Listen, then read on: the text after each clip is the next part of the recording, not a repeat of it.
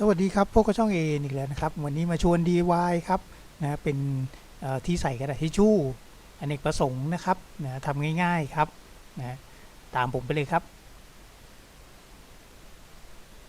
มีที่วาง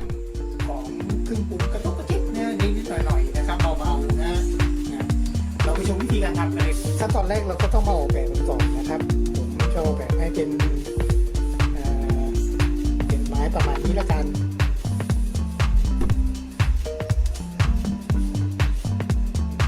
ก็เป็นไม้คาดไปอย่างนี้นั้นตรงนี้จะเป็นที่ใส่กระดาษทิชชู่นะครับประมาณนี้นะครับโดยที่เรามีกระดาษทิชชู่แกนยาวนะครับสำหรับห้องครัวนะแล้วก็ประมาณเผื่อไว้แล้วกันครับสัก25 เซนเพราะฉะนั้นตรงนี้จะตัด25 เซนนะครับก็ความกว้างตามเนื้อไม้เลยครับตามขนาดไม้เลยนะจะใช้ประมาณ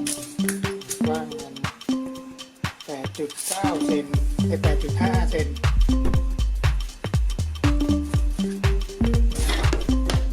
ก็สูงก็10 เซนอย่างต่ำตรงนี้ถึงตรงนี้จะต้อง10 เซนนะ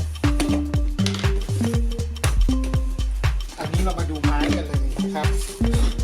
ไม้ที่มีก็คือเป็นไม้พาเลทไม้ลังนะครับนะไม้ลังก็ชิ้นหนึ่งกว้างพยายาม25 เซนชิ้นที่2 20 เซนนะครับแล้วก็ตัวนี้เลยครับพระเอกของงานนะใครจะใช้เป็นไม้กลมอย่างนี้ก็ได้นะครับแต่ต้องเป็นไม้กลมใหญ่แล้วก็ยาวๆนิดนึงนะยาวอย่างน้อยต้องยาว25 เซนนะครับเป็นอย่างต่ำไม้กลมเนี่ยมีขายตามร้านเครื่องเขียนใหญ่ๆนะครับพวกB2S อะไรพวกนี้มีนะครับนะเป็นไม้กลมใหญ่ๆนะครับแต่ผมไม่มีผมก็เลยใช้ไม้เนียวไม้ฉากเนียวนะครับตัวนี้ยาวเท่าไหร่ล่ะยาวอย่างน้อยต้อง30นะครับเนื่องจากเราวัดที่25 เซนแล้วตัดมาเป็นฉากตัวนี้นะครับเป็นฉากนี้นะเดี๋ยวไปดูกันเลยครับแล้วก็อย่างนึงพระเอกนะครับฉากเหล็กครับเนื่องจากว่าต้องการความแข็งแรงนิดนึงก็เลยต้องใช้ฉากเหล็กฉากเหล็กนี้ซื้อร้านมิสเตอร์ DIY นะครับราคารู้สึกจะไม่กี่บาทนะครับดึงมาใช้2 อันนะครับแล้วก็ตะปูเขียวครับตะปูเขียวนะครับตะปูเขียวขนาดครึ่งนิ้ว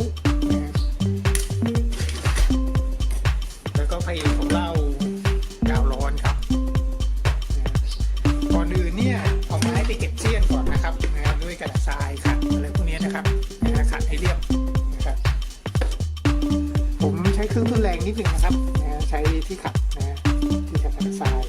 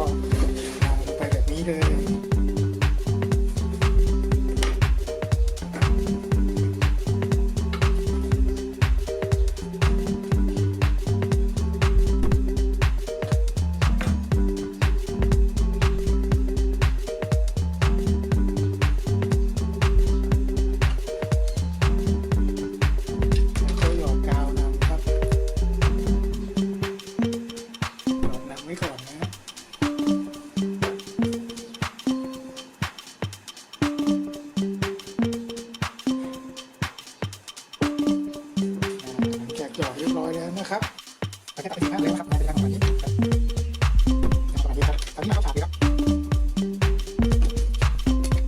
อาจจะใช้ฉากเหล็กหรืออะไรเงี้ยนะแบบเสร็จแล้วต่อกาวร้อนครับ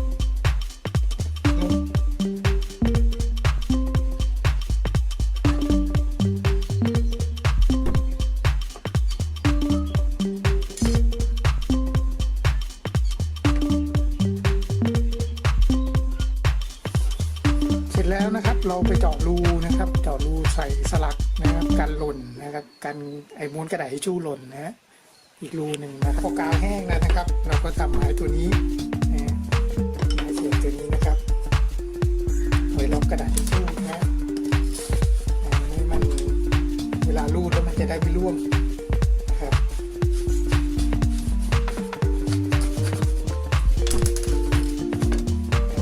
จากนั้นนะครับเอากระดาษทิชชู่เนี่ยมาใส่นะครับแล้วกัดตำแหน่งนะครับ 6.5 เซนนะครับนี่ 6.5 เซนนะครับพอได้ตำแหน่งเป๊ะแล้วคราวนี้หยอดกาวเลยครับ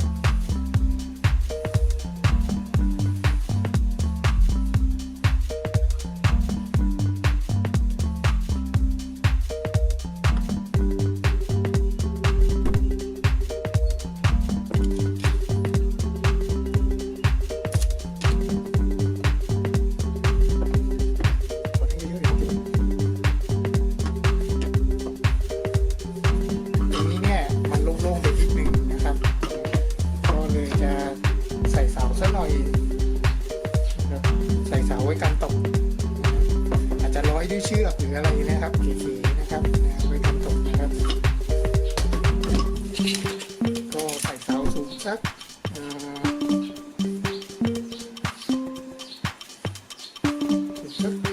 เซน 8 เซนแล้วกันนะครับ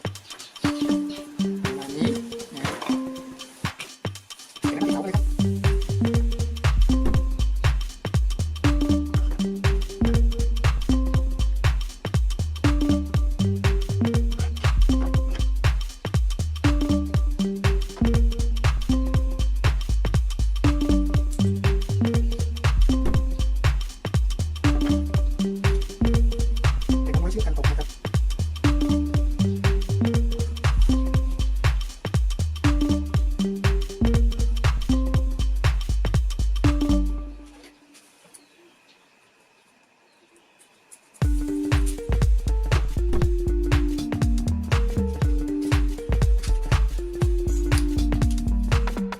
จากนั้นนำชิ้นงานที่เราขัดเสร็จเรียบร้อยแล้วนะครับเก็บงานพร้อมแล้วนะครับ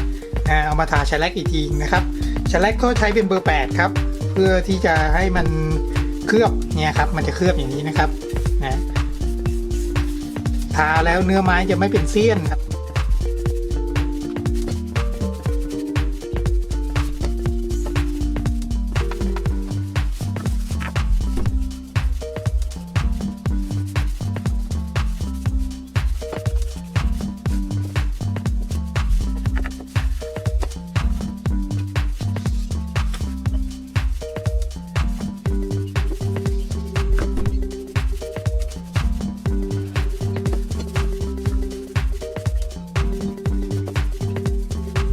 เราก็ทำการติดตั้งเลยครับไว้ในที่ที่สะดวกใช้นะครับตั้งนี้เลยครับกาวสองหน้าจะไม่ค่อยอยู่เท่าไหร่นะครับต้องเป็นกาวสองหน้าของ 3M นะตัวแดงนะครับอันนั้นติดดี